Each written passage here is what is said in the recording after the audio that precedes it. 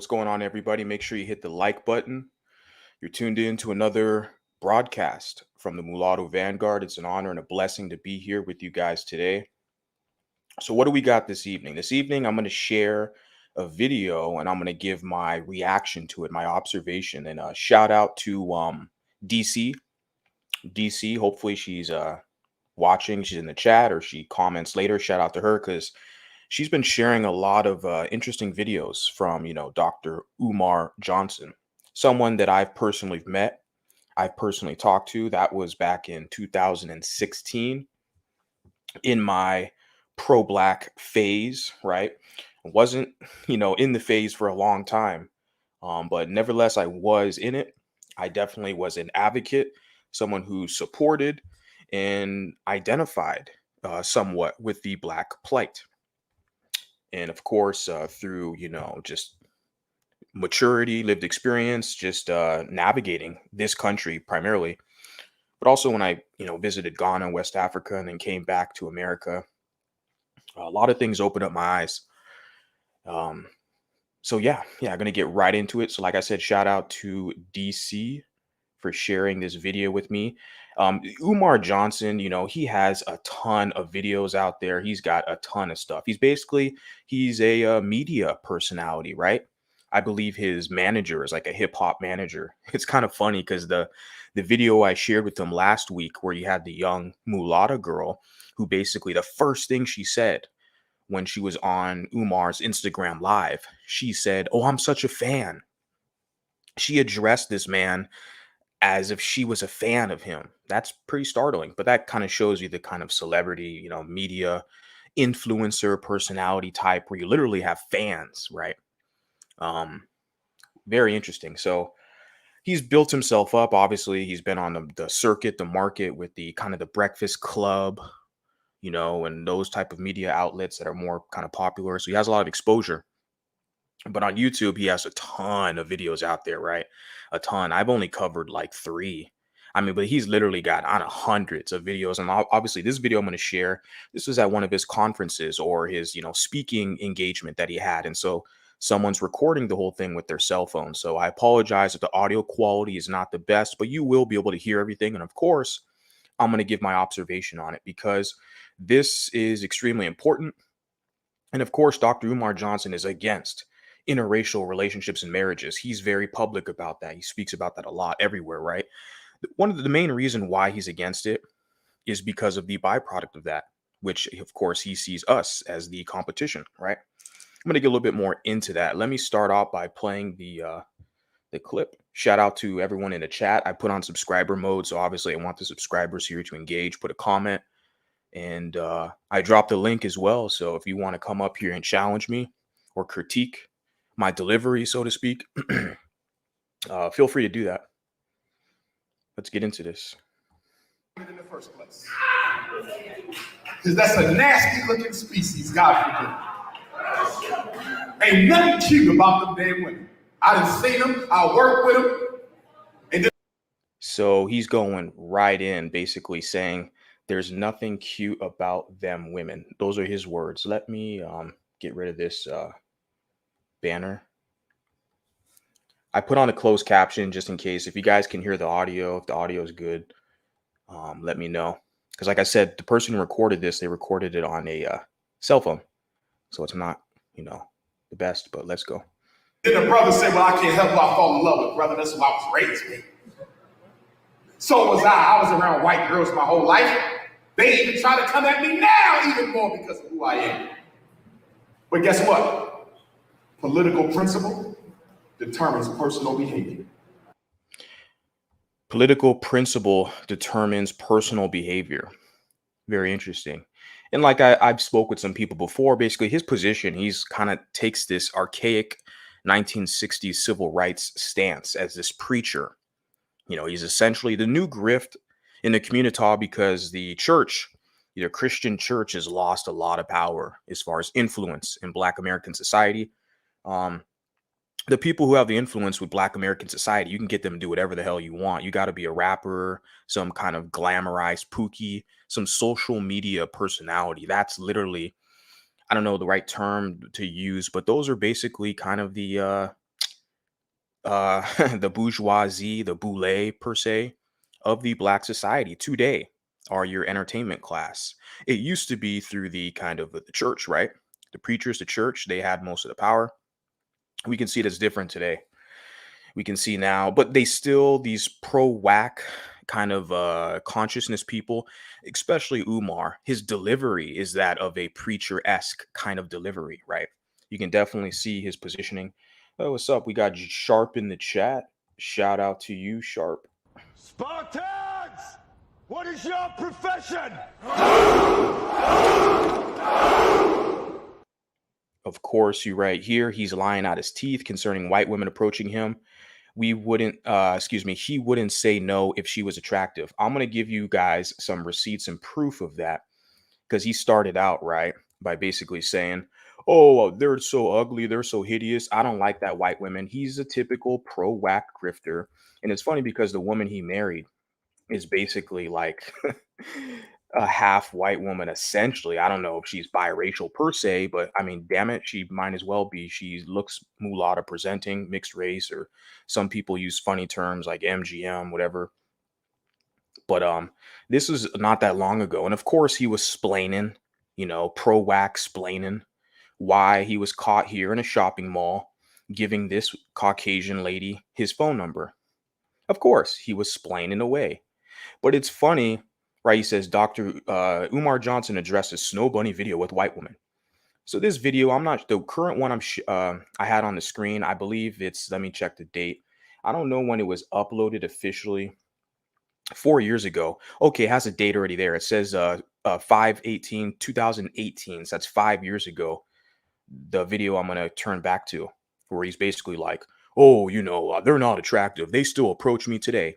Look at him here in a shopping mall with his lovely snow bunny. You can't make this shit up." See, like I said, I was into the pro wax shit, and I realized most of these people, they're grifters. They push the Chancellor Williams conspiracy theories. They're jealous of mulattoes because they want the proximity to whiteness. They want white acceptance more than anything, and they know that we have that more than them.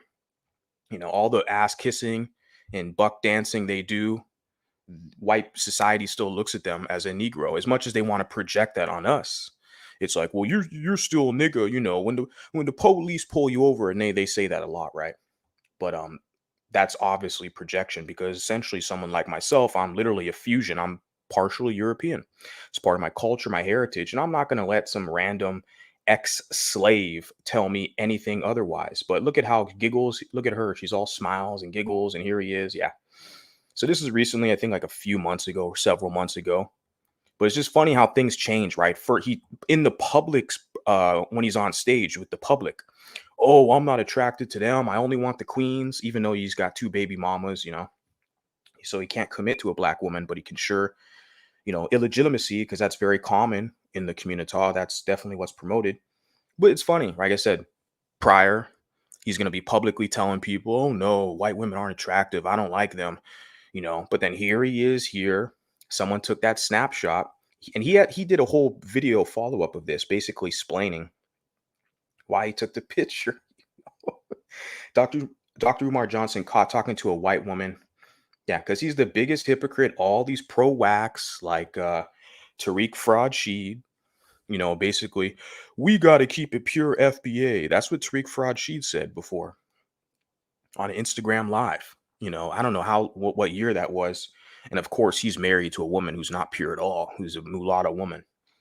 And just like you have Philip Scott from The Advice Show, who's always crying about racism and white supremacy. He's pro-black. And of course, he is married to a Latina woman. Very, very interesting. That's very typical with these characters. If you value the African liberation struggle, there's nothing a white woman could do that'll make you fall for her because your priorities are in order. And it's very amazing how he tries to sound like he's so well adjusted and the principles he's established. This guy, I mean, do you guys not remember he was using the donation funds, right, to finance a stripper, the conscious stripper? We got a new conscious stripper on the market, the circuit here in the Black Manosphere grift. Her name is Six the Goddess, right? There's more of that black female kind of narcissism, the goddess worship. I'm a goddess and all that. She's another baby mama. But there, it's the community. We can definitely go in. They make so many rules up. They make the standards up. They cry about white people all day. They blame the mulattoes, jealous of us. And I mean, you can stay jealous because our numbers are growing and you guys are creating us. Thank you for that. Um, I'm at a position now where we don't even need you to create us. A lot of us, like myself, I prefer my own. Right? I prefer mulatto women. I'm attracted to all different, ethnic groups of women. Sure. So I don't need them to help produce us. I can go get a mulatto woman, and then of course I can continue the tradition. That's the goal. Let me continue on. We don't want to take responsibility for our own behavior. And then we get a whole army full of biracial African children. You hear how he labels that? Shout out to DC. Appreciate you being in the chat. You're the one who shared the video. I really appreciate that. Thank you so much, because this is definitely something worth talking about. And I've heard him use this rhetoric before, what he's talking about here, but not in this specific clip. So here's my email address for anybody. And it's also, in the about section of my channel. And I have Instagram as well. If you guys want to send me links, or even in the comment section of this video, you have interesting clip you want me to review, observe, I'll be more than welcome to do that. This is definitely the type of stuff, these type of pro-black videos, as far as what I would say, pro-black videos, as far as their dialogue they have concerning us, mulatto, biracial. I'm definitely interested in covering that type of stuff. So you can, hit up the email or Instagram, and I'll definitely check it out. But yeah, let me get this comment here. It says Umar will justify his case whenever he bends the rules for his gain. Right. Pro-blacks want to be viewed as equals to whites without putting in the work. They want to leverage their victimhood status. Right. They want to leverage their victimhood status to make them comparable to whites, but they don't want to put in the work, right? Yeah, they're begging for reparations now. It's kind of this, it's a situation where you're admitting defeat. You're admitting embarrassment, defeat for the whole world. I mean, realistically, yeah, you should get reparations. I'm not against it. I'm not going to fight for it, but I'm not against it. I'm not against reparations. And then what was I going to say? I had a thought I wanted to add to that. Yeah, without putting in the work. Damn, I lost my train of thought. Apologize. It says you actually have to build instead of being an orator. Exactly. Well, he's a preacher, so that's kind of the pro-black grift today, to be a preacher. And he's been preaching for over 10 years. I mean, since he's been preaching, there's been this emergence of FBA and ADOS, which is completely contradictory to him. His position is Pan-Africanism, where he wants to claim the whole damn world, all black people around the world. And that battle is almost going to be impossible. White people can't do that. They have a more sophisticated network, right? You definitely have these kind of white nationalist networks where they can connect with people and across the planet, right? With different white people and different groups. But they're still very divided, right? Obviously, just generally speaking, we can see the situation happening in Russia, Ukraine, even with the whole BRICS nation, right? Because Russia is a major pillar as far as a kind of white nation in that part of the world, and how they're, basically in opposition to the EU and America. So, I mean, they're not as united as you would think, right? So for this one little Negro from Philadelphia with this hip hop manager and his two baby mamas, I mean, yeah, it's funny. I accept and claim as long as they accept and claim us. What I want to say is, like, he kind of positions us as an army. He says this whole biracial army. Now, using that type of terminology, army, he's literally putting it in a position to where there's like a battle or opposition, like there's going to have to be friction, a fight. He's already framing us as an army, not as just a regular civilized group of people living our lives. Guys, pay attention to the language. And this is all Chancellor Williams, the black nationalist, pro-whack conspiracy theory. So, but when your mother is white, it's hard to be unapologetically African. When your mother is white, it's hard to be African family first. When your mother is white, it's hard to say all white people are racist. Because love one. Yeah. And what does that benefit us to say all white people are racist, right? And the thing is, you look at people like Colin Kaepernick, who they like, the pro-vax like him, right? Because you get educated from them, you go to their schools or universities, their jobs. I mean, I've had so many opportunities, employment, otherwise, where white people, like, you know, pretty much my whole life. Been born and raised in America. Um, so for a character like this, he can definitely play on a lot of the insecurities of biracial mulatto people. He can play on their insecurities for their sense of belonging. They want a sense of belonging. They want to be down with the group. They want to be accepted in the group. And his solution to you is, okay, you got to just be against your white mom, be against your white friends, be against the people who've helped you out, be against your friend. I mean, this is literally what and a lot of them are very successful, especially in this social media age where they can just upload a video or a lecture like this and the message is promulgated across the airwaves or the interwebs. And I was one of these guys where I kind of fell into it. I was definitely I was definitely influenced by some of it on my earlier years, right? In college, my early to mid 20s. But thank God, just through life experience, maturity, and then traveling the country, talking to people, I was like, oh shit, I'm in the wrong place. And then especially when you hear videos like this, you have guys like this who will smile in front of you, be like, I claim you, you one of us. But then he'll turn around and he'll spread dangerous conspiracy theories about you to put you in a position where it's like you're not trustworthy. You can't trust them. They have an allegiance to white people, and all white people are racist. I'm not a victim like you, bro.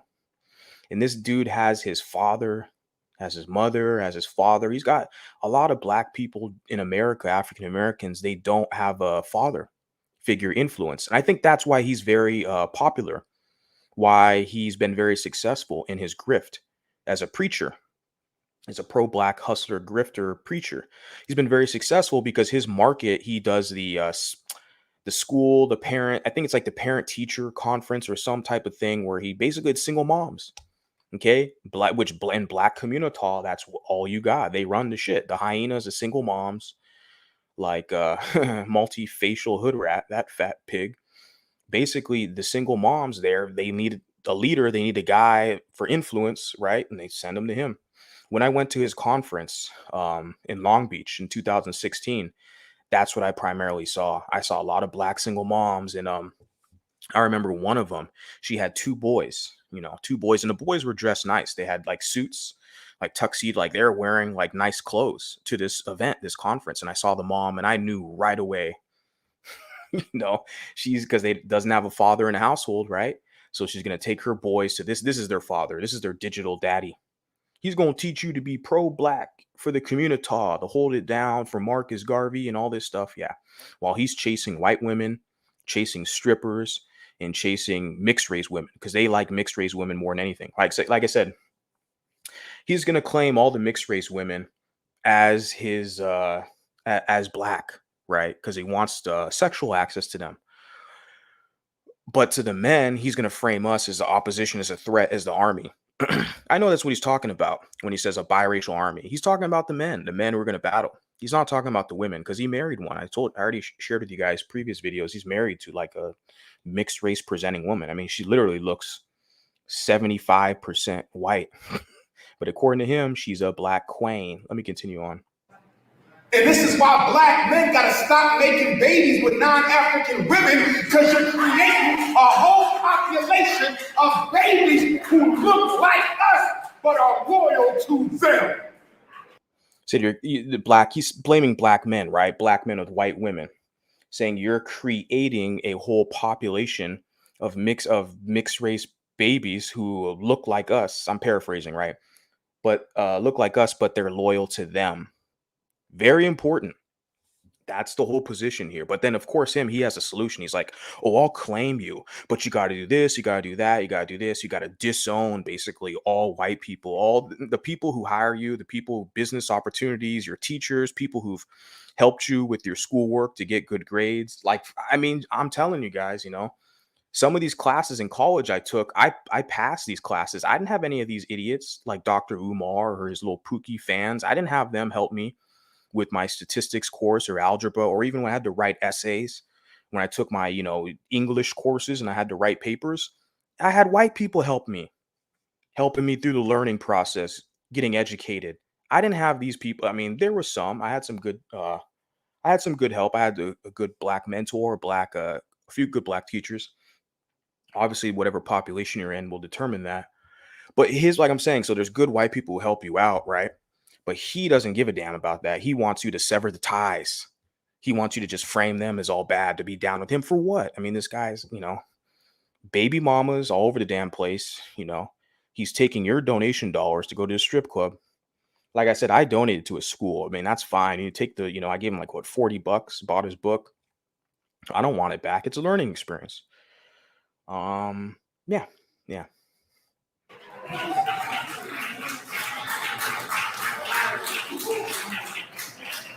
Have you been watching the commercials lately? All the couples are biracial. I looked at the TV today in the hotel. Every couple on the television today in every commercial, whether it was cars, dish detergent, insurance, it was a black woman with a non-black man or a black man with a non-black woman. Interesting. Because I do collect data with advertisements. So I collect a lot of this data, like I said, but marketing advertisement of mixed race people, biracial people. So I'm definitely in that field to collect research. Now, this video, the date here on the video was 2018. So that's what, 5 years ago, right? And so like, yeah, there's a lot of how do I want to say this? We're in the media a lot. We know the biggest celebrities, movie stars, motion picture athletes are mulattoes, right? Even a lot of your politicians. But we're all over the damn place as far as advertisement and media. And so I'm definitely collecting a lot of that data. And then, of course, in the future, I will do something with it. But that's one of the main functions of my Discord. I have a Discord. Of course, I can chat and network with you guys, but I have other ways of doing that as well. But I'm definitely collecting a whole catalog, basically, of mixed race mulatto people in advertisements. So that's been going on for a while now. They've been really marketing us. And I think, shout out to Hybrids in the chat. Basically, what Hybrids highlighted as well is that oftentimes we see in the media, in the marketing and advertisement, they're not showing us together, meaning mulatto people with other mulattoes, right? They're typically showing a mulatto woman with, like, say, a white man or a black man, or a mulatto man with a white woman or a black woman, etc. I see that a lot. And then, of course, like, if there is, like he said, interracial couples, black man, white woman, and a mulatto children. So we're seeing that we're like, a lot of times we don't have a home. We're not being seen together, the mulatto men and mulatto women. And of course, our children, we have great examples, celebrity examples. We have like Alicia Keys and of course the Curry family. But just your everyday mulatto people, like within the media, I don't really see it too often, us together. But that's definitely what I want to promote with this channel. And of course, that's like my future goals, right? I'm a young man. I mean, some people say, don't say you're young, you're 30, but I don't know, man. The life expectancy of human beings are very long. I mean, people live to be 90 plus. So I still feel like, damn, I mean, I still have a long way to go if I just stay in shape and healthy. But the whole goal is for me is to travel more and see the world more and then settle down. I'm not really in a rush to do that. But I'm definitely having fun with this process and this. I'm not going to be an irresponsible fucking idiot like the multifacial hood rat, some ghetto hood booger, some fat pig who didn't graduate high school. She decided to get knocked up by Pookie. Her life is miserable. She hates life. So she goes on YouTube looking for drama to start crap for entertainment. She has a pathetic existence. Single mom, got to get food stamps, got to beg the government and for money because he got knocked up by Pookie. Sad. So I'm not in that position at all. I jump on a plane, gonna go to Europe in a few months. I have options. And I can navigate and move wherever I want. Yeah. Guess why they doing that? Fair use. Because the white man says, look, until we figure out a way to get rid of these damn Africans in America. We're going to biracialize the entire stock. So although we... So that's what he pushes, the conspiracy he pushes on. For Al in the back, I'll let you up in a little bit. Just want to kind of play more of this through. I'll definitely let you up, Al. So hang tight. Appreciate you being here. But his whole position is conspiracy theory to biracialize. He said that a lot in another video as well. That basically there's a conspiracy that the white man's using us to biracialize black population. I'm like, you know, what do I need to add and say on that? Hopefully you guys can give me some of your expertise on that. We're going to live longer than any, yeah, exactly, because of life extension technology, basically, right? All the advanced surgical procedures and medicine. I mean, yeah, I'm pretty, hopeful that I'll live a lot longer. Hey, what's going on, Mulata Pixie? The Prince of Pringles, right? They want mulattoes to wear African garb and change their names. Yeah, yeah. I like the dashiki. I have a few I picked up in Ghana. Of course, when I was in Ghana, I was wearing them, and I think they look good on me. I like it. Like I said, the culture in Ghana, man, people are very welcoming and embracing, but they definitely, draw the lines. But like, hey, you're not, you're different, which I embraced. I'm like, you're right, I am. It's just in America, these former slaves, right? Because they've been cut off from their homeland and their identity. So it's like this crabs in a bucket mentality. They want to pull you in. They want to use you at their convenience, right? But then they want to, bite you up, chew you up, and spit you out when they don't need you, right? But they want to claim all your celebrities, right? Everyone who wins, they want to claim you. But your average everyday mulatto, they look at you as a competition. They think we're cute when we're kids, right? Then when we grow up, then we're competition for jobs. See, that's where they push the colorism. All the dark skinned crybabies, they talk about colorism. They look at us as competition in the job market. And the preference when we get selected for roles in Hollywood, because we're more marketable to the general public. Because someone like me, I could play a Hispanic guy. A lot of us do. There's a mulatto guy. I don't know the cat's name. Let me see. He was in the recent The Batman movie. Um, and he was ambiguous cat. Let me see what the cat's his name's Jeffrey Wright. Let me show you guys a picture, just kind of quick segue. Jeffrey Wright's his name. And like I was saying, I'm using him as an example because a lot of people, the first thing they do when they see me is not the first thing, but a lot of people, like I've been called ethnic slurs that you would call a Hispanic person, like the S slur for Hispanics and also the B slur.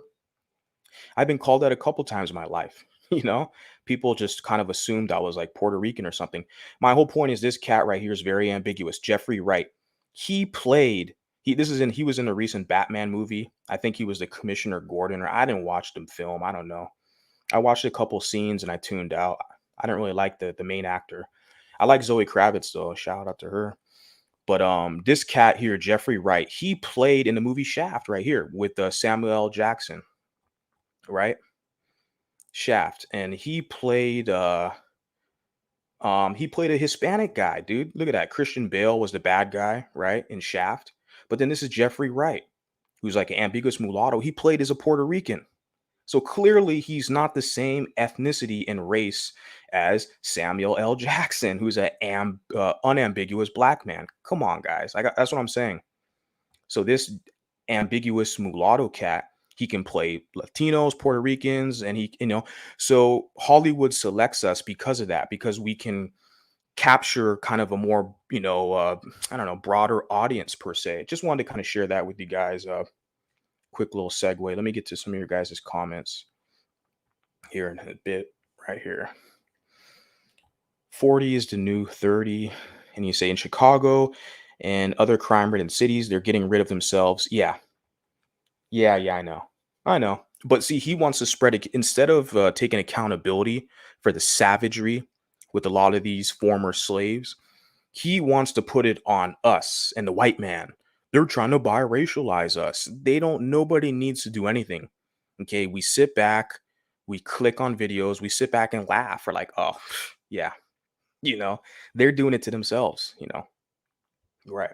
You're the bad guy for laughing though, right? But they can laugh at your demise or they can say, you weak, you light skin, and all that.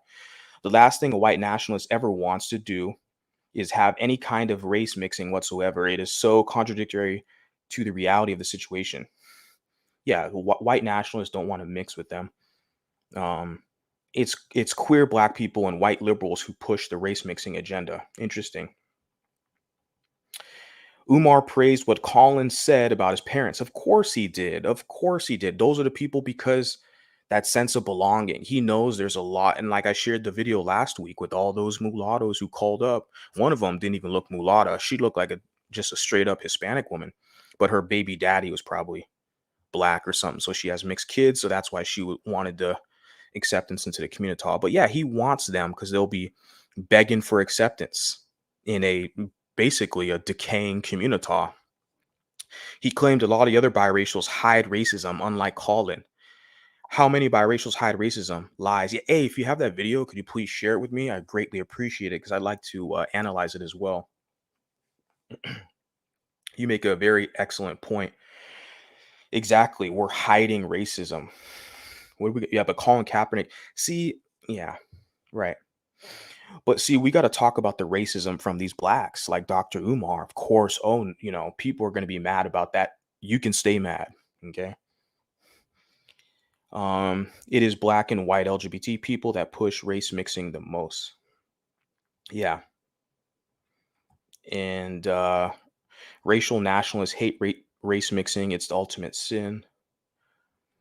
That's why you have so many LGBT people. Exactly. Yeah. It's crazy, man. Multifacial movement is another, she, pretends to be straight, but she's clearly a bisexual woman, right? Her whole position. And so, oh yeah, I mean, there's no doubt about it. And all these movement, a lot of these movements, man, you go on Facebook. Like I said, I got kicked out of one group.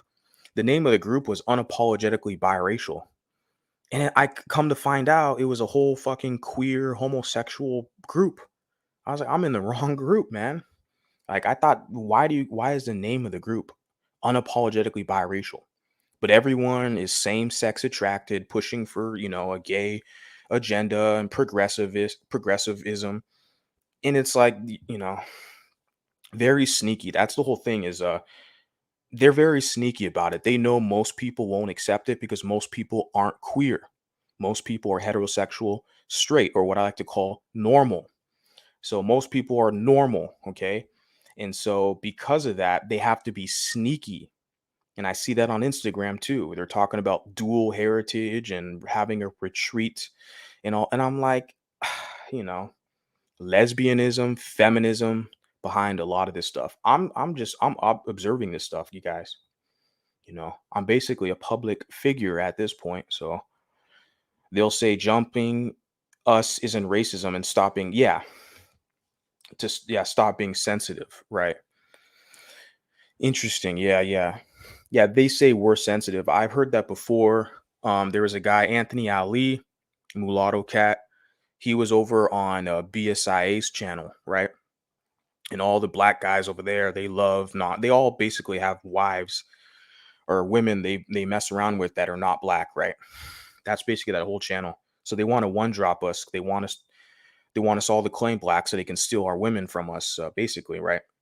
And the thing is there was a guy up there who was trying to punk Anthony Ali. He was telling him, "Oh, you're basically you got joked on and picked on and you couldn't take it. You're light skin and sensitive skin." The funny thing is when I'm up here and I say something, a lot of these people take offense to it. And I got to be clear too, like a lot of black people actually like me. And I like a lot of black people. So what I'm realizing is a lot of the opposition, you're going to have your one droppers, okay? But a lot of the opposition I get are from these kind of, queer mixed people or who are black identified mixed people. That's a lot of the opposition, the people who will throw you under the bus to get acceptance from blacks, right? That's the kind of the main thing that I'm seeing so far in some of these areas. Cause we already know, you know. So what I want to add on that shit. Yeah, Anthony Ali, I don't know where he's been at. Um, But I know the hyenas want to use him against us. I mean, good luck. See how that works out for you. But shout out to Anthony Ali. And but I remember that conversation, yeah, where a black guy was telling him, "Oh, you were just being sensitive because you were light skinned." But I'm like, look, if I start calling them all darkies and monkeys and all this stuff, they're gonna cry for the next 100 years about racism and anti-blackness. We know that. But they want free privilege, free reign to just clown us, not as long as I'm here. Okay. Because I'm gonna bite back. And I do. And I do.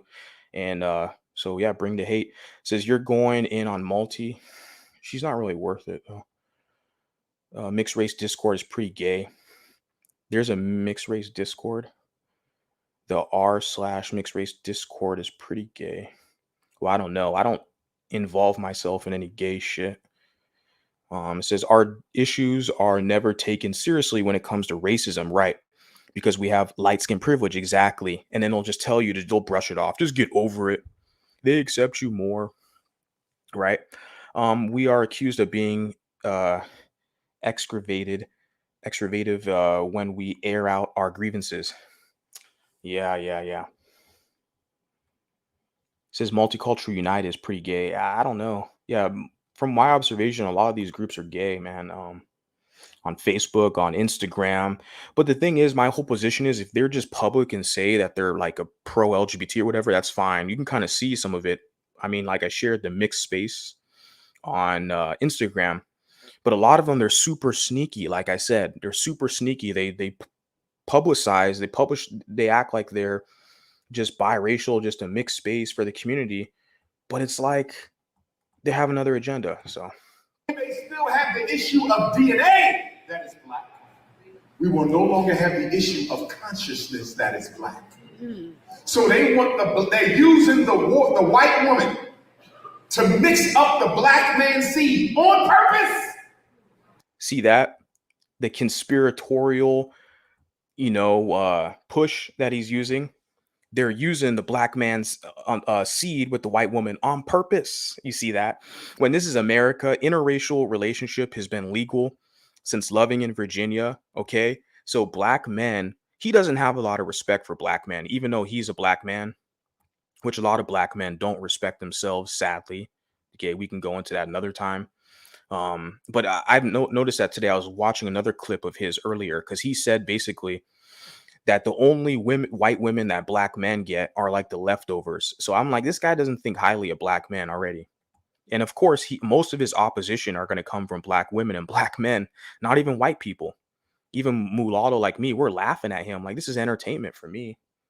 I don't, But yeah, most of his opposition are going to be his own race. And he's sitting here publicly crying about the mulattoes. And then of course, like I said, his whole position is he doesn't think of it that a black man's attracted to a white woman. Okay. He's going to get with a white woman, have a child, have a family. He's like, oh no, it's a conspiracy theory. The white man's using the black man to impregnate the white woman to create a biracial child who is going to have a split identity and be against us. You see that? You see that? I mean, that's how he looks at us as if we're kind of a utilitarian group, that we're not our own people, right? And that basically his whole position is that, well, if he can't use us, well, then white people are going to use us. Well, none of you people are going to use us. And that's the whole position of my channel, is to publicly let you know that. But it's very interesting. To create a population of black men who are no longer alpha. No longer alpha. You guys hear that? You have a black father. You the seed of your father. Okay, well then I guess Bob Marley, isn't the seed of his father, or he is. I don't know, according to you people. But he basically you hear him say that you're not going to be alpha. Only the dark-skinned blacks are alpha. If you're so alpha, why are you the most conquered men on the planet? Tell me that. How all the other people on the planet, the lighter skin, the pale people, etc., why they're above you. Why are you the only conquered people on the planet? Literally. Oh, but see, that's a conspiracy as well. See, that's racism. That's white supremacy. That's a conspiracy. That's what I'm saying. All this alpha shit. If you're so alpha, you got this super swag, you're a pookie and all this stuff, you're so alpha. How the fuck are you so conquered? Tell me that. Why can't you guys collaborate and do business with each other? It's because the white man don't want us to succeed. Having that victim mindset, being a victim, I mean, I'm not digging it, and it's not going to be accepted over here. Not what I'm doing. We're not proud victims over here. Okay, go over to the Future is Golden and all the pro black women crowd over there with the Future is Golden. Okay, they're all the proud victims, not over here. Okay, but I like that situation. It's funny how he frames that we're not going to be alpha. Really? Right, right. Yeah. The guy's crying about racism all day, but yet he's so alpha. Right. Being conquered by another race of men with superior technology and ethics and principles and a code.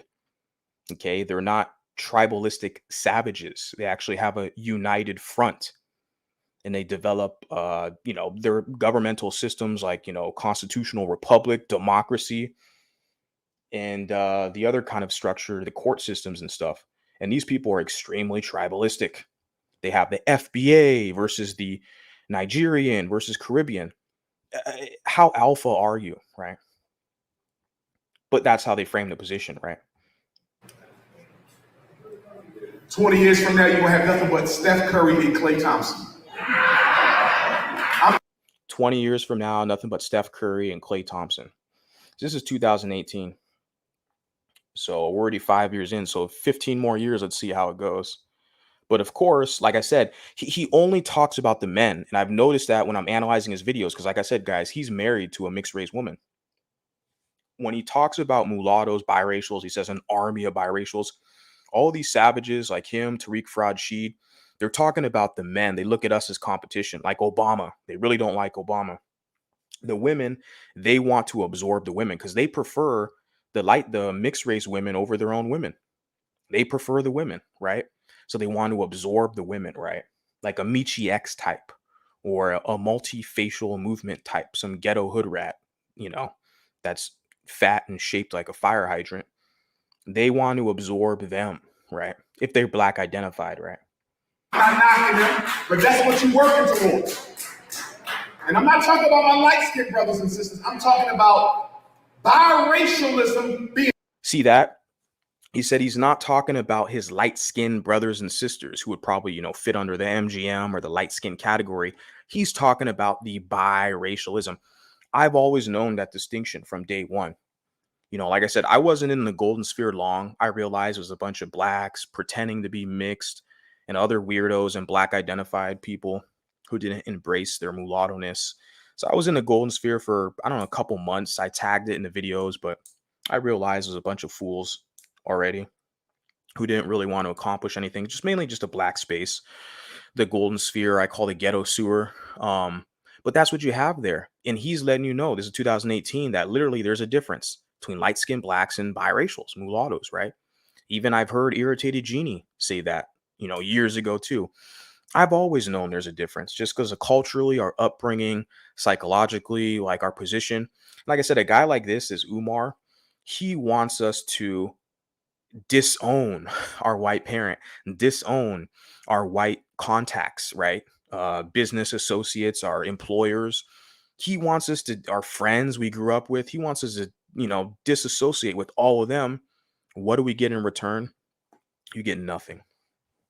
That's the position. That's why he's always pleading.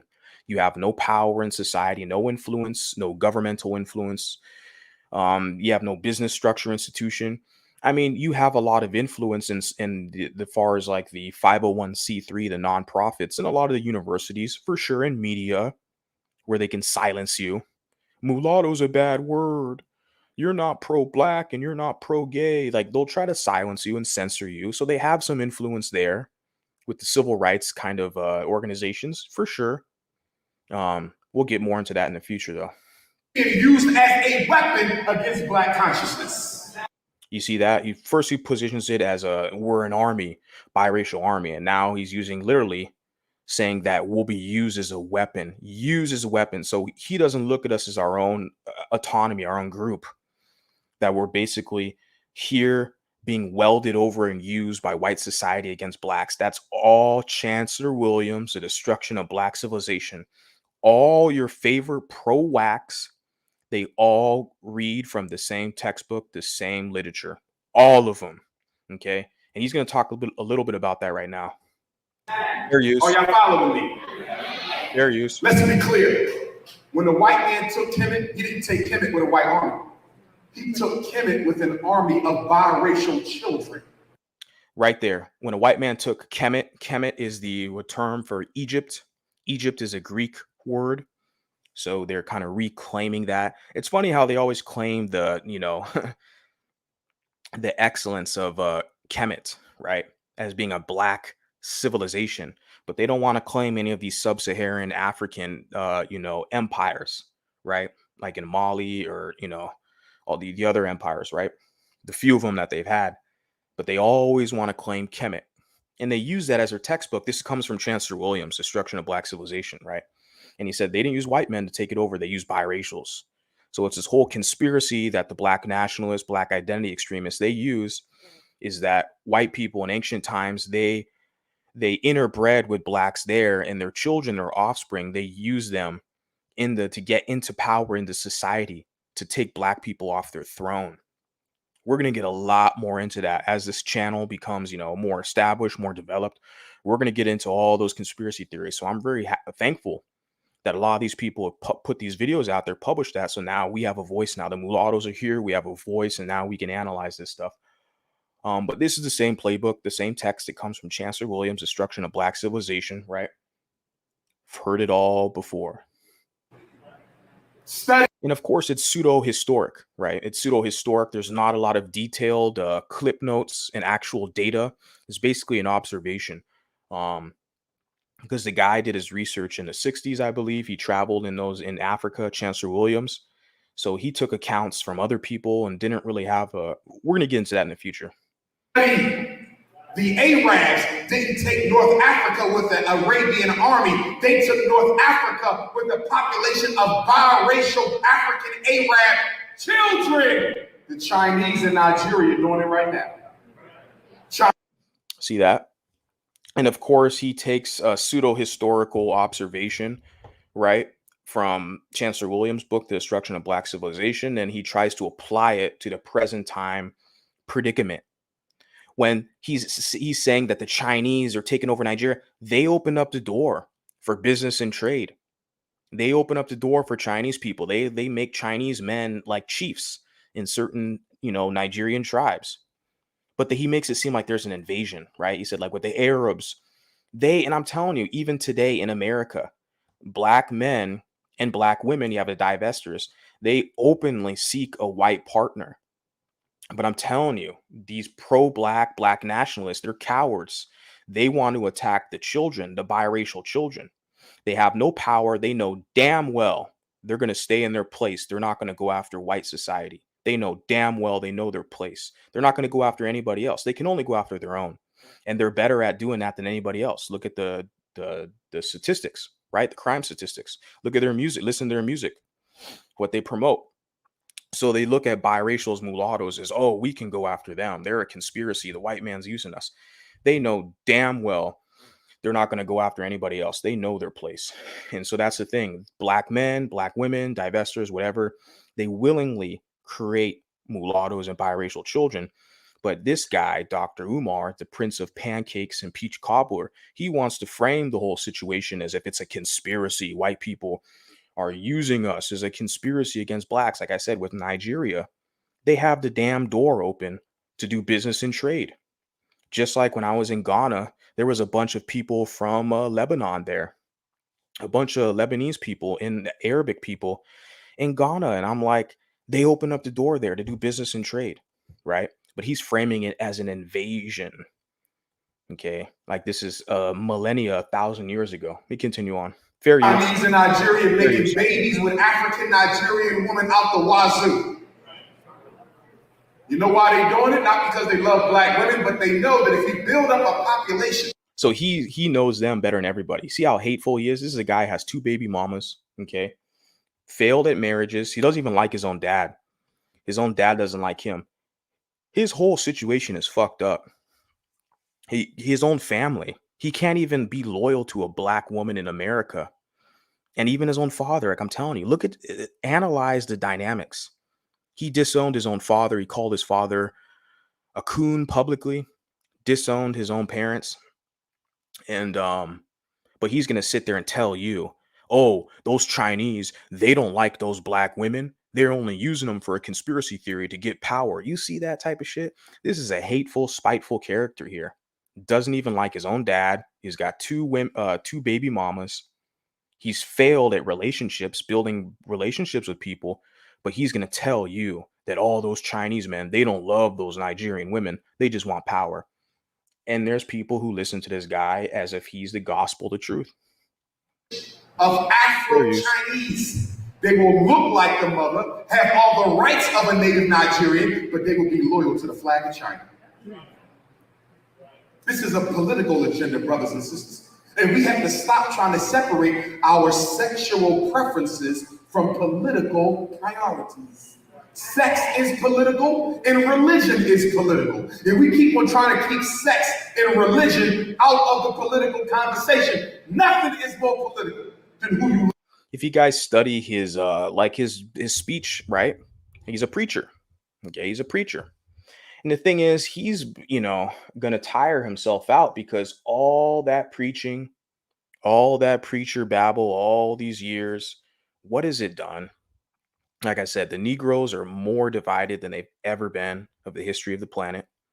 Okay, he's trying to unite Pan-Africanism, and so all this preaching and anger and pleading with the public, black men are still going to have preference. They're going to choose who they want to choose. Same thing with black women.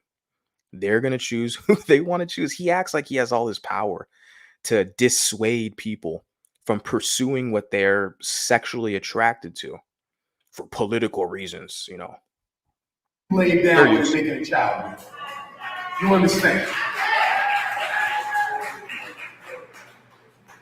Not only that, the black man needs to understand that if you want a woman who looks white, we got her.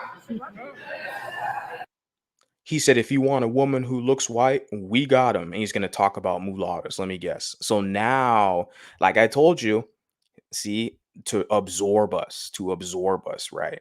Now we're black. All right. Now, you see, now he's framing us, the mulattoes, as black to be used, right? Because normally, like he started out this whole speech, historically, they created mulattoes in Egypt so they can take power over. They're trying to biracialize America, so it's going to be Steph Curry and Klay Thompson, only the men, like I said. But then he's talking to black men. Hey, if you want a white woman, get you a mulatto. Let's listen to this. Fair use. I'm going to my grandmother's memorial tomorrow. My grandmother Ida passed away. My father's mother, we was very close.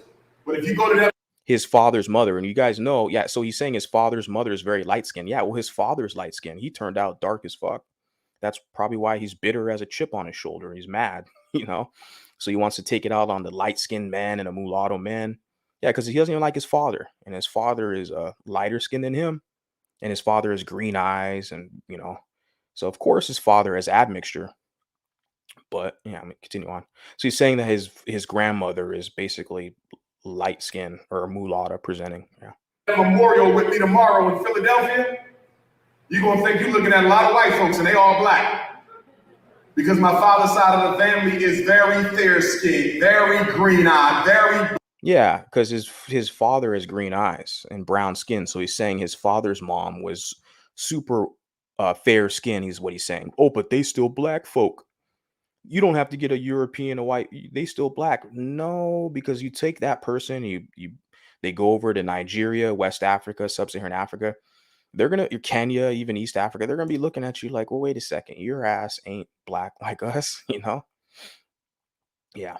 Blue-eyed. My grandmother, if you saw her on the picture, you might mistake her for a white woman. That's the complexion because of the slave master's blood. I'm saying that to say that if the black man is hung up on skin color, we got lemon if you want lemon. If you got butter almond, we got butter almond. That's to absorb us, right? So we don't mate with each other and, become a group, right? That's what he's basically saying. He's talking to the black men. You notice that? What about he never has a plan laid out for the biracial men, the mulatto men. Well, he does. He basically says you got to get a dark-skinned woman. Don't date white. That's his plan per se. Um, good luck with that. If you want butter pecan, we got butter pecan. If you want caramel, we got caramel. If you want hot peanut butter, we got hot peanut butter. And if you want deep, dark, mocha latte double chocolate, we got every flavor that you can see. So it's no excuse for a black man to go outside of the. Interesting. So that was the whole clip. Shout out to DC, because DC actually shared that with me. She says, I remember a lot of blacks disrespected Dante Wright in a chat, calling him fetish baby, even though some of them were born on drugs. Interesting. And of course, Millennial Mulatto, shout out to you. It says, if anyone is going to be in the position Johnson assumes, then one has to have a stable relationship with their parents. It boils down to practicing what he preaches. Exactly. He doesn't even have a stable relationship with his father. That's the sad hypocrisy about it. But his market, because intelligent, civilized black people, they know he's a shill, a grifter. There's a lot of yeah, they know he's a shill grifter. His major market, Dr. Umar, he gives confidence to a lot of the pookies and the uneducated blacks, the blacks who didn't want to go to college to read books and get an education. He's their kind of teacher. Literally, he's their preacher teacher, giving them confidence, right? And you look at his familial situation, it's like he doesn't even get along with his own parents, his two baby mamas. If anyone is in John, okay. Oh, I already read that. Apologize. It says right here, yep, the Lebanese are considered to be the middleman minority in Ghana, Nigeria, as much as the Chinese were considered, such as in Indonesia. Yeah. So mulattoes are going to destroy Chirac in the Bronx. Yeah. In South Central Los, it's all the mulattoes' fault. If you let these people tell the story, Tariq Faraji, Dr. Umar. Yeah. Yeah. In Detroit and, in Chirac. Right. Yeah, it's the mulatto's fault, right? Even you go on the YouTube here on YouTube, all these divestors, dust vesters, and these black, manosphere or whatever, you know. No, it's not their fault. It's the mulatto. That's why I was like, man, you guys, eventually you're gonna get something, get it through your thick skulls and realize you gotta create your own shit, create your own space. Stop trying to get acceptance in other people's spaces, create your own space, and yeah, embrace your mulatto-ness. Ironically, his crowd shared their money with Anglo whites. They have no choice but to have no choice but to, because they don't have any real power or influence. Yeah, they have no power. That's why it's laughable. Like, he's been pleading for all these years and there's no job, economic opportunities. It's this fake kind of hood pass, right? Like kind of like a hall pass you get in school. This fake hood pass was what he's going to present, or you're invited to the cookout, right? And then of course they can revoke your black card at any moment if you say something they don't like. If you don't vote for the Democrats, or be a victim, or if you don't listen to Nipsey Hussle, which I don't do any of those things, okay, then they can revoke your card. You give them the liberty when you set up your own shop. You have your own rules, your standards, and I'm like, hey, you're welcome to come here. We can chat and have a conversation. Because they always do that. They always position themselves as, well, I'll accept the biracials who claim B1, or if they're black identified. I'm cool with you, but you got to claim black. And I'm like, I don't have to do that shit. I can set up and do my own thing, and then I'll claim the black people who I think are reasonable and decent enough. So I'm taking the power back. I'm taking the autonomy. I follow the Biracial Voice on Facebook. Umar praised Colin at 6. I think that could have been another clip. They believe that white people have this skin disease with lack of melanin, and the sun will eventually kill them because, and so they are trying to raise mix have melanin in order to survive. Yeah, right. Umar has admitted he's dated biracials before. Why would he do that if he doesn't agree with our procreation? They can't stay. Yeah, they can't stay away. They prefer us over their own. I think it's more so the men, the pathology with black men, because black men prefer. That's why black women like Cynthia G, the dust vesters, they call mulatto women the preference, right? Because they've already analyzed that basically black men prefer mulatto women more than any other women, right? That's why they have this huge divide. They're trying to divide us, right? They want the women, they want them to claim black so they can have access to them, but they look at them, us as the men, as a threat competition because we outperform them, not only in cinema, motion picture, economics, and politics. We outperform them in business. We outperform them in athletics, something they've praised to be dominating in for so many years, right? Just like Umar was saying, oh, they're not going to be alpha like the blacks. Okay, yeah, we'll see about that.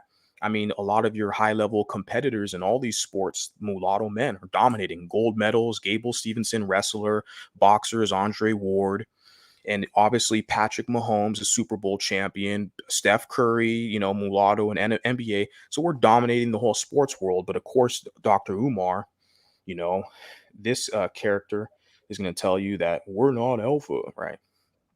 And of course, I'll get to you guys in the panel. Just let me get through some of these comments real quick. It's because they believe in a conspiracy that white men are going to. Oh, I think I already read that. Yeah, for sure. Although black men are the least desired in terms of marriage, they are highly sexually desired for sure. Yeah. You see that within like pornography. They definitely promote that a lot, right? But of course, for marriage or bringing them into the community, I don't really see that. Madison Pettis played a Hispanic in 7 pounds. Yeah, she's mulatto. Yeah, yeah, for sure. What's going on, guys? Everyone in on the panel. We have the Al Show, and then of course we have Sharp Al. If you've been waiting for a while, you can go ahead and start off by giving your thoughts. Well, looks like you're going to be talking about Umar for a while, interestingly enough. And now, here's the thing about Umar. Like last week, you looked into Umar talking to about 3 biracial individuals. So, and I wound up doing a live stream about the 3 points I got from that, my analysis of it. That kind of was interesting. And I would lead off first by saying you make a point that he speaks to and he targets a demographic that is what, uneducated and not that is a different demographic. Like I had actually talked, I was in a chat, I think once, and this was some time ago, and someone had gone to a Umar Johnson event, right? And reported back about what, and they talked about what was there, and that person, the guy said, it was working class people that were at this kind of event. So when you talk about the kind of demographic that he appeals to, primarily what he wants to appeal to is not a male demographic per se, but a female demographic. It's like the working women and single mothers. That's a real important working class women and single mothers. That seems to be an important demographic for Umar. Yeah, and because I would argue that's his appeal is female, not male. Go ahead. And the reason why is because he has an intellectual advantage because he's smart. Maybe he's a grifter. He's college educated. He's been trained by white people. That's funny to point out. But yeah, he looks at those women as kind of prey. He wants the uneducated single moms because he knows he's a little more sophisticated. He has more swagger. He can persuade them better and he can manipulate them better. So that's why he prefers kind of a dumbed down audience, lower tiered audience. So it's an easier prey for him. So it makes perfect sense, right? Right. I would agree with that. Lower tier audience, very important. And that's what I've gotten from when I talked to this person in the chat. They seem to indicate it was working class people. And from what I've seen, female demographic, working women, working class women, and single mothers. What's also important to note about Umar is that Umar is someone who is a clinical psychologist. He is reportedly or reputedly a clinical psychologist. But I would really challenge anyone, when you look at Umar, have you seen footage of Umar speaking at conferences or professional conclaves or associations? This is, after all, a psychologist who supposedly has a PhD. And I would argue you can't. I don't really take him seriously, and I didn't when I wrote my piece on him. I didn't take him seriously as a professional in the field, because as a professional in the field, I would say, what are your organizations? Or what are your journal articles? Has this man contributed to the literature of psychology? I mean, is he writing journal articles? Is he writing articles for professional publications? Is he addressing professional associations and conclaves? From what I've seen, the answer that I've come up with thus far is no. But then again, if he has, again, I'm open to any evidence. But that was the impression I get. So he is a clinical psychologist, but he seems to persist in touring cities, talking to a what I would call a non-professional field. So these are not professionals. He doesn't talk to his peers. He doesn't talk to colleagues. He doesn't talk to people in his field. He talks to the what in leftist terminology with the lumpen proletariat, Right, working class people, to regular people. Yeah, that's the In and of itself, audience. there's nothing wrong with that. Right. Well, There's nothing wrong with that in one sense. But if you're a professional, what I'm going by is, where are your professional bona fides in terms of audiences, in terms of addresses, in terms of right. all that? I Nah, don't for see sure. it. Yeah, And I don't see it. that's one of the reasons I don't take him seriously. Exactly. I No, don't. you're right. And But hey, Sharp, I wanted to get your thoughts on this. You've been patiently waiting. What's you put a lot of stuff in the chat too, definitely. So go ahead. Yeah, so pretty much, as I've been saying about Dr. Umar Johnson, he is a grifter, and the reason why he aims for women is because they're bigger consumers than men. Women tend to spend more money, and what he does, he's somewhat of a pimp. He emotionally appeals to them and makes them feel validated, so he can get their support in return and their money. Precisely. Yeah. He makes them feel validated, makes them feel wanted, because he knows that most of his audience, they, have babies by black men. They've been left by black men. They're single mothers, etc. So he appeals to them, their low self-esteem, their insecurity, and of course, like as you said, as a consumer base, because what I've come to realize is pro-blacks, they all basically serve black women. That's the market. That's the backbone of the community. So that's why it's hard for these black men to work together to have, institutions, organizations. I mean, you do have some at a smaller level, but on a nationwide kind of mass level outside of the church, you don't really have that. Um, so they basically serve the scraps of the community, serve the women. And that's their market. You're right. So they consumer market, they need the money, donations from them. And of course, the women will produce more children, so then they can indoctrinate the children into kind of anti-mulatto hate, as we see with Dr. Umar and his ilk. But yeah, very interesting stuff, guys. I wanted to share and talk about that because shout out to DC. She's been sharing that with me. Like I said, I've heard some of the similar rhetoric because this guy has like thousands, or I don't know, thousands, but he's got hundreds of videos online where he says the similar things, right? And I've like, as soon as I saw that clip, I was like, I've heard this before. I didn't see the same exact clip, but I saw another clip where he was spouting the same rhetoric. Chancellor Williams, the destruction of black civilization, basically that we're a tool of white supremacy, right, to be used against blacks. And his solution for us is to reabsorb us. But of course, they don't want the men.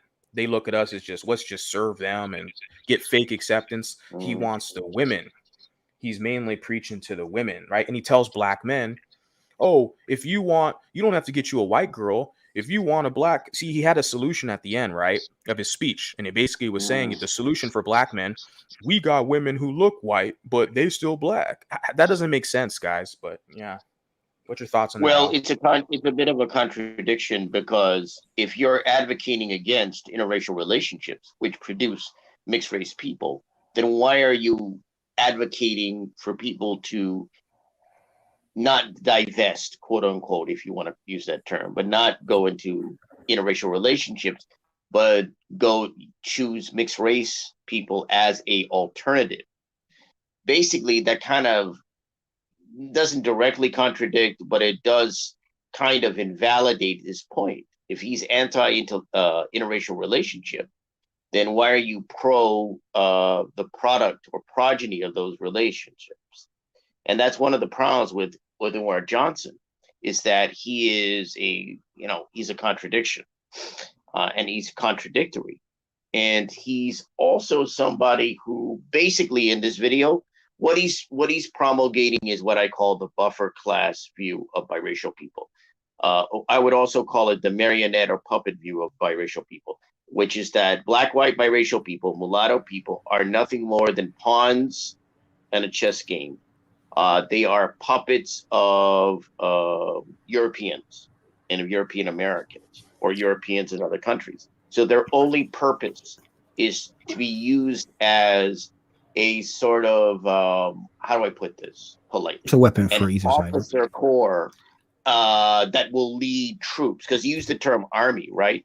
Army in that. I want to challenge. They're an officer corps that will That's be strong used language. to lead. I mean, the calling us an army, that's strong language, right? I mean, we can all agree. And then he also said tool as well. What he's saying is historically that they would create mulatto armies. Like, so instead of fighting the blacks directly, we would fight them and basically we'd win. They would make mulatto armies. That's what he's talking about. And that did happen in I mean, we did have an army. The idea that they were making us, that's another thing. But we did have our own armies in what's it called? It's like the most common place to talk about the capital. Carthage. It's like Carthage. No, it's the most mulatto place in the world. Oh, Dominican Republic. Dominican Republic. Was that Haiti? No, it was in Haiti. We had armies in Haiti, and that's what he's talking about. Or we fought the black people, like with our own armies, like. But the War in the Knives, you mean? That's what he's talking about. That's one of them. Yeah, that's one of them. But that's what he's talking about. That they made mulatto armies, saying that without the mulattoes, they wouldn't be able to defeat them. It was only because they had the mulattoes, right? And the mulattoes were able to. Because we have their skill, kind of Whipple skills, basically. I want to push back to also right, that's part of the whole buffer class view. Al, just a second. Part of the whole buffer class view of biracial people. Just a second. There are specific class that. Go ahead, hybrid. A few things I want to push back on was that it was the physically dominant. Are we really pound for pound physically like dominant? I don't think. I think dark black skin men are. I think our advantage, the reason why we were in it is because we're a little smarter. That's what I think. I think it's a little intelligent. I think that strategy, it's intelligence, right? Like the position that like the best quarterback in the world, he's right. That's a typically white position. It's not a physically stronger position. That's a thinking position, right? Curry is not. He doesn't win because he's like strong. He wins because he outsmarts them. He has so many tricks where he's fast, fake. He outsmarts them. So that combination of he has pretty good athletics, but maybe not as good, but it's a little bit more intelligence. I think that's really where we're winning. I think that's what's happening. And you're not allowed to say that in a sense, but how do you also explain? That's what I think it is. I do think that's that little different. If you notice, pay attention to the position where we're dominating. It's not the brute. It's not the brute. It's the finesse. Not the brute strength, but the finesse and strategy. I agree in the elusiveness, because even with Sharp can attest to that, because in boxing, you have a boxer named Andre Ward, who's very technical, and his precision with the striking is extremely elusive. So he's not necessarily the hardest puncher with brute force, but he's swift and he's methodical the way he plans out his punches. So that's across sports for sure. Yeah. They call Patrick Mahomes like the wizard. He's a wizard. He's a fucking wizard, literally. Both black and white people. He's a wizard. Wow, that's what they call him, wizard.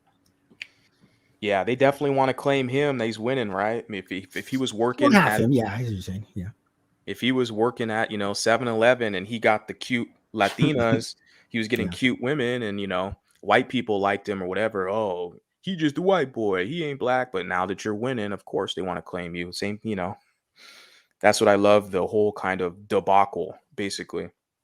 The picking and choosing. That's one of the reasons, the core reason why I stepped all the way out within like pro-black circles. I was like, wait a second. There's always the moving the goalpost. They're always picking and choosing which biracials, which mulattoes they want to claim. I was like, that doesn't make any sense. There's got to be a structure, something that's, that's a definite structure here. I can't play this, emotional game, picking and choosing every day. That's the main reason why I got the Well, hell out, man. Go ahead.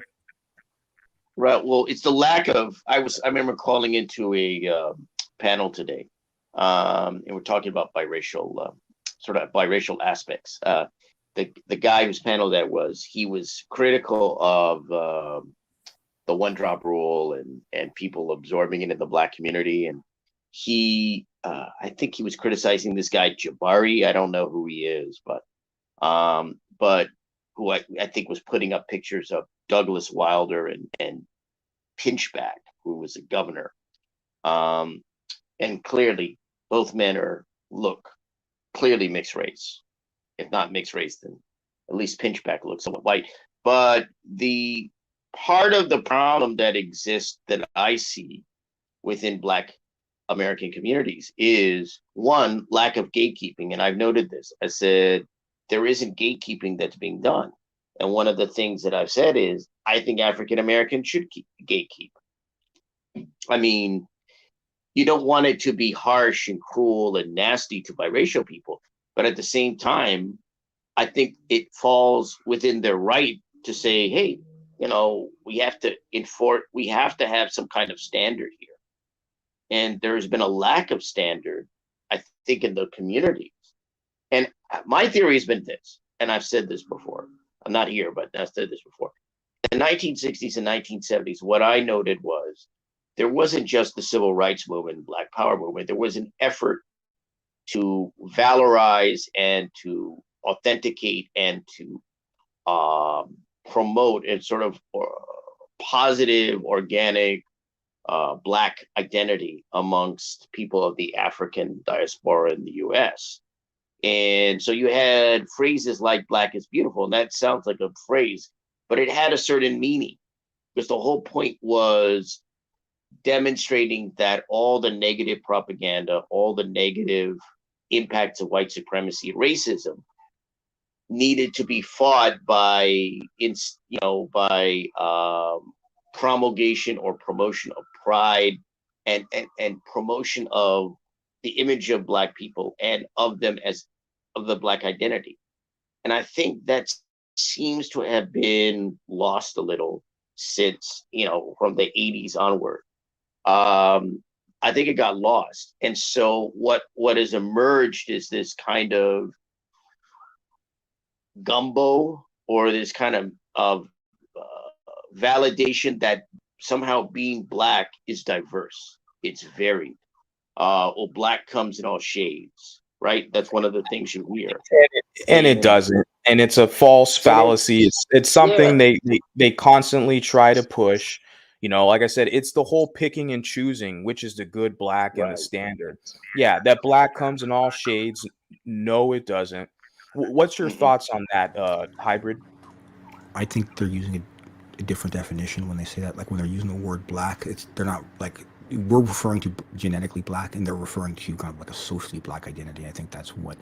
But I think what happens is over time they forget that they're talking about a social identity as opposed to biological, and they basically ends up there's no difference for them. They end up conflating the two, similar to like transgender, where they eventually at first they get it. Okay, we're gonna call you woman, but then they start trying to say that they're biological male. They start saying that, and it's like no. You know what I mean? There's like I think that's at hand in that it's less of a being wrong, but in their mind using a different conception of what is Black. Right, and that's part of the confusion. That's you touched on what part of the confusion is about. It's not about defining people according to their lineage or their heritage or their parentage, which is normally how it's done. All of a sudden it changes. So I've actually heard people state, oh, it's not about what you look like. It's about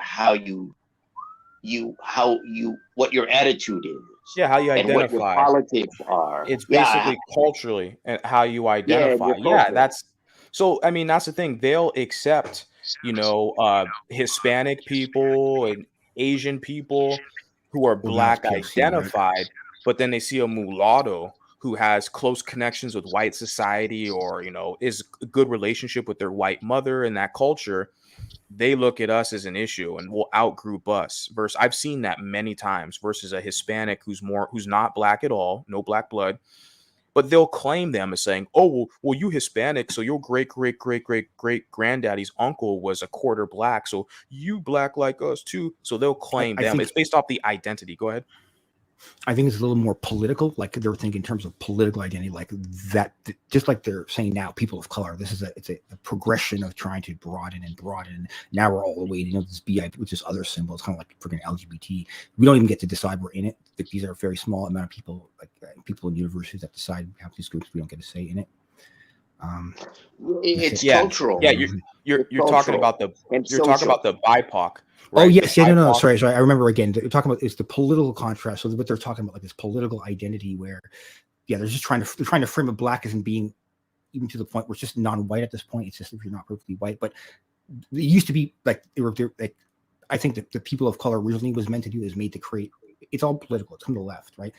And yeah, it's made to contrast white people. They're basically trying to put everybody against straight white people, basically. Straight Right, white men. right.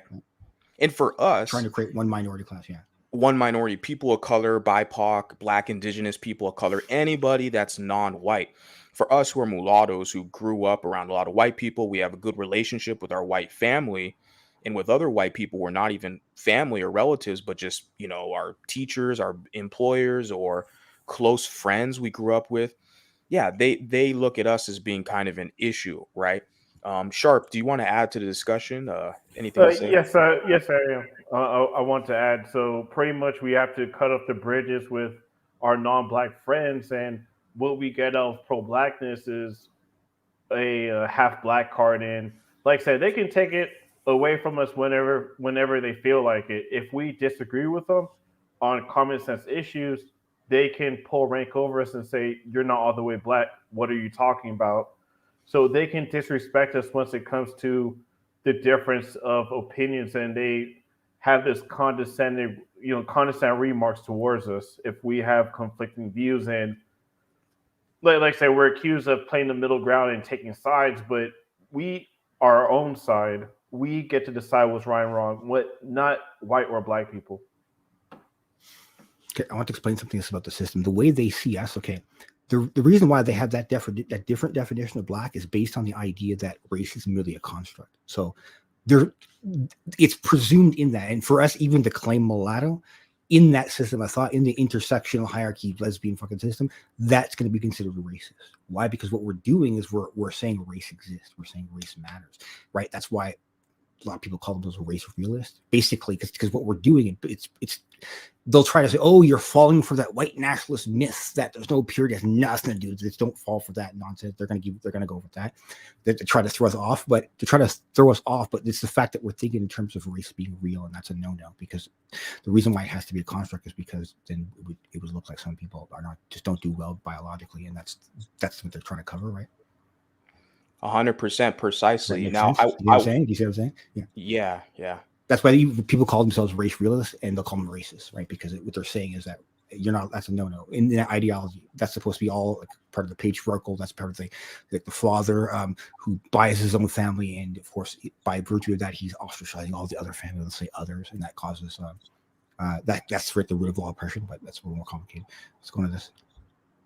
Yeah, definitely not. What you said is accurate. I want to get into this just a short. I'm not going to play the whole thing, guys. A couple Yeah. minutes. I clipped it, I don't have that but much it's time.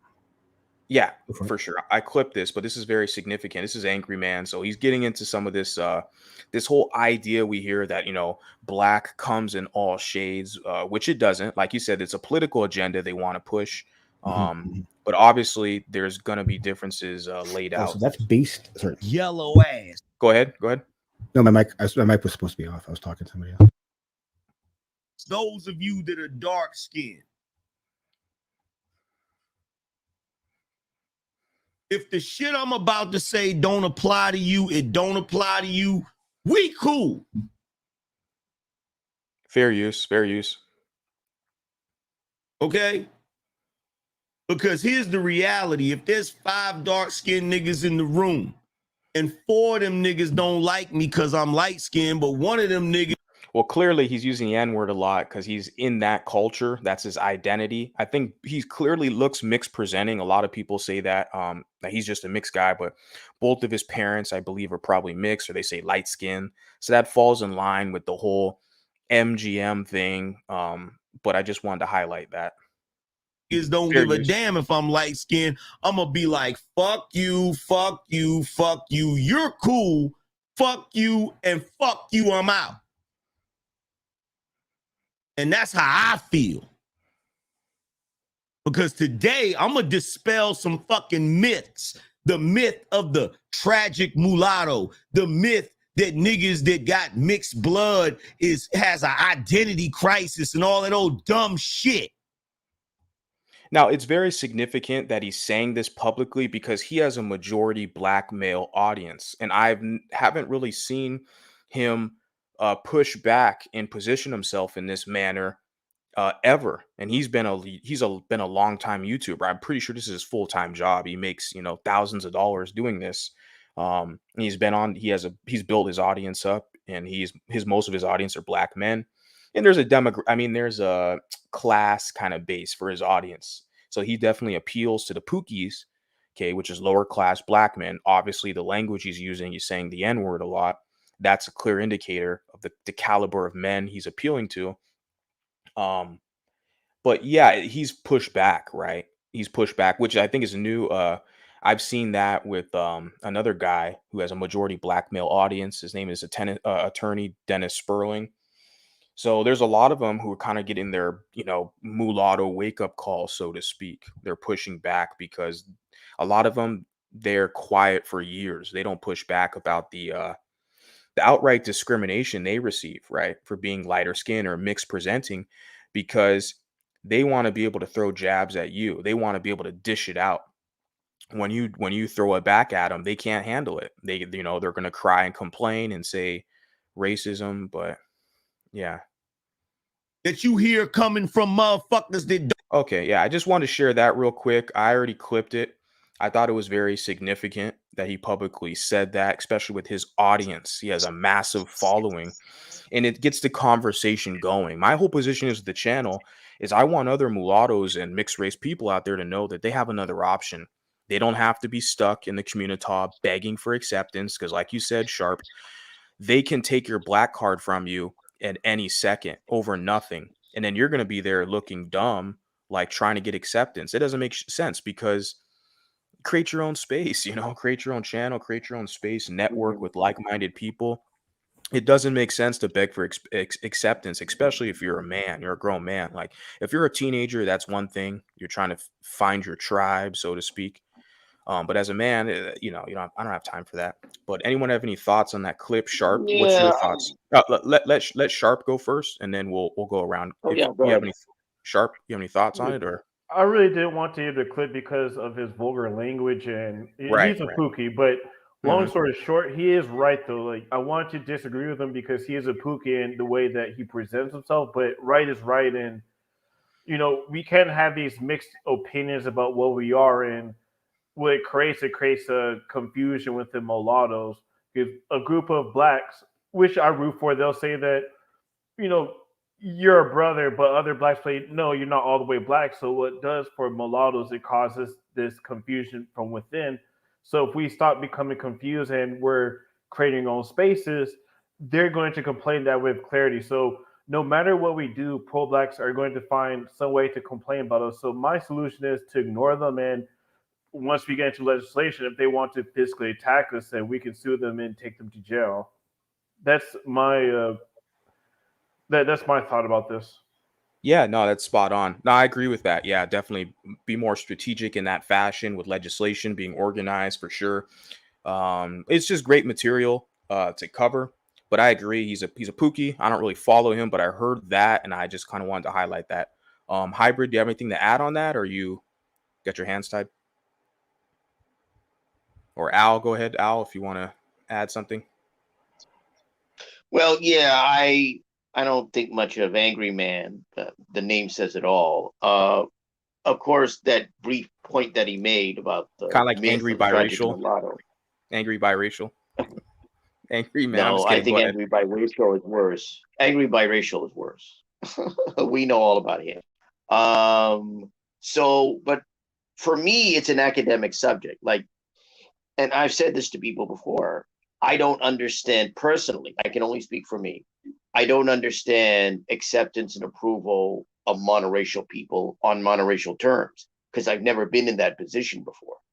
I've never had an expectation that people see me the same way that they see each other, right? So I just don't.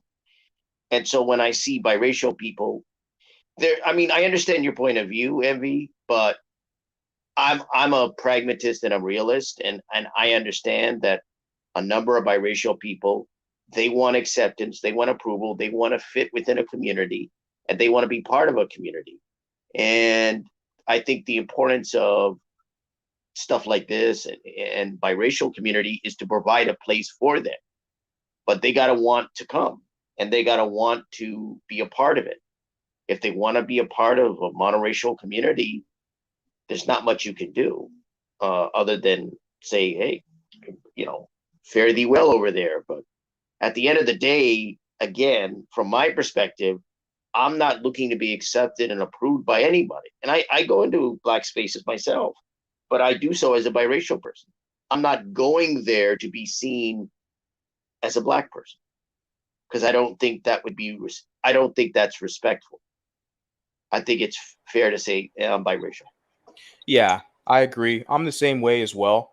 I'm exactly the same way as well because there are black spaces that I do navigate towards, and I don't go in there pushing mulatto-ness or anything like that, or I'm trying to get acceptance to be black. YouTube is a public, these channels are public channels, unless there's like membership streams or private streams or whatever. Like, so I can, there's content creators that I find entertaining or informative, and so. But I don't go to pro-black channels. Let me make that clear. Those days are over. But I do go to channels with black content creators where they have a majority black audience. And if there's a good dialogue or conversation, then I'll tune in. Like earlier today, Jessica X, who's a mulatto biracial woman in the UK, her audience is majority black men, black American men, I might add. And a lot of her conversations are kind of surrounded around black relationships, African American relationships. And so sometimes I go to her, if interesting conversation, I'll tune in and stuff like that and listen and chat. But it all depends. But that's about it, guys. I'm going to close things out. I'm going to go around in a circle if anyone has any final words. And then, yeah, it was a very interesting stream. I just wanted to observe, give my kind of, reaction to that short clip. There's going to be a lot more, guys. Like I said, Umar's had hundreds of clips out here, videos of saying similar things, but in different ways. And there's other people who say it as well. And that's definitely what I want to tackle down with this channel. I want to use this channel to give us a voice, some mulatto a voice, give us a space to build camaraderie, a sense of community with each other, but also educate the public. And we're not going to allow monoracial people to speak for us. We have our own voice and we're going to let it be heard. So I'm going to start with Hybrid. If there's any kind of closing statements you have, and then I'll go around to Sharp and then Al. So Hybrid, go ahead. I think he has his hands tied. No problem. Sharp, do you have anything you wanted to add? Not that much. Pretty much just continue what we're doing, spread the awareness, and build on our platforms. So other than that, I'm out for tonight. For sure, man. I appreciate you hopping on here, and then I'll talk to you soon. So peace. All right. The Al Show. Any closing words? Yeah. I came across, my closing words here, I actually came across some notes. Accidentally came across some notes I wrote of an article about Umar. It was done by a guy named Ajamu Umi, who's with the All African People's Revolutionary Party. And it was called Umar Johnson Isn't Pan-African. And because he declares himself a Pan-African. And I must have taken these notes like a couple years ago. And so a couple points that I wanted to note in the article was that the writer states, quote, "One of my earliest lessons was to distrust anyone talking about liberating our people without any level of organization backing them. And this guy noted that he could, quote, never take someone like Umar Johnson seriously. He's a left winger. He's socialist. In fact, he stated that Pan-Africanism is tied to socialism and is anti-capitalist. And that's his statement in terms of Pan-African. But he says that Umar Johnson advances ideas committed to capitalism, individualism, patriarchy, and homophobic. And none of these qualities match revolutionary Pan-Africanism. So in general, what he was saying, that someone like Umar is not, in his view, as somebody who is in a Pan-African, I guess, party organization and worked in terms of an organization. He critiqued Umar Johnson and his sort of using Pan-Africanism as one of his ideologies. And I would leave with a quote from, I think it's Kwame Tupu, former Stokely Carmichael. He had a quote. I think this sums up Umar quite well. The quote is, "When you boil dirty water, the scum always rises to the top." So a couple of things. Oh, I did have one more thing I wanted to tell you, MV, Sure. a recommendation. I know you've done a couple of these Umar videos. I don't know if you're Yep. familiar with, I believe the podcast was called Fraudsters. I don't know if you heard of that. But they No. did like a 3 or 4 episode arc on Umar Johnson. I think the name of the podcast is Fraudsters, and it's on Spotify. But I would, since you're looking into Umar and you looked at a couple of his videos thus far, I would advise you to check that out and listen to that if you want to. Up to you. Definitely. But I would recommend that to you. Because I actually talked to one of the co-hosts of that. But we ended up calling him and we had a discussion about Umar. So Yeah, for sure. that's it. Hope that helps you in some way. But Cool. Yeah, appreciate it. Thanks for hopping up on the panel. yeah, thank you for having me. Take it All right, easy. take care. Yep, bye. All right, everyone. It's been another lovely evening, another good stream. I appreciate everybody tuned in. I really do. I'm gonna play a smooth track to close things out. You guys enjoy your Saturday evening. It's already late, right? It's almost basically the next day. I think I'll be back tomorrow, hopefully, for sure Monday. Want to just publicly apologize. I've been kind of quiet the past week.